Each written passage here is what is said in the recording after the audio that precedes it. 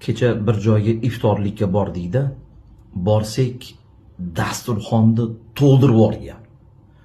Dasturxonda bo'sh joyni o'zi yo'q. Hamma narsani qo'ygan. Osmondagi go'sht deysizmi, yerdagi go'sht, hatto suv ostidagi go'shtlargacha qo'ygan.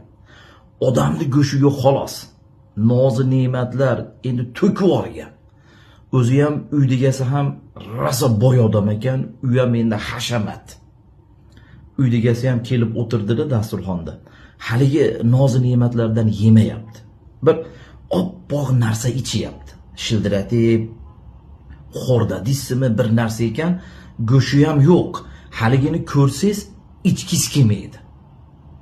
Shuni ichib o'tiribdi-da, shunda sherigim so'radi. Hoji aka, o'zingiz ham yemaysizmi nozi ne'matlardan, go'shtlardan oling deganda, haligi odam aytdiki, yo'q dedi, men yeya olmayman dedi. Vrachim yemagin degan, menga mumkin emas bu narsalarni yeyishlik dedi. Hamma narsani qo'ygan, lekin o'zi yeya olmas ekan. Shunda sherigim aytdiki, shunaqa qilib boy bo'lgandan kambag'al bo'lib mazza qilib yeb yurganim yaxshi ekan devordi. Azizlar, tomog'imizdan o'tib turibdimi? Achchig'i, shirini, qo'yig'i, suyug'i tekis olib kelyapmizmi? Shuni o'ziga shukr keltiraylik. Pul topib yeya olmaydiganlar bor ekan.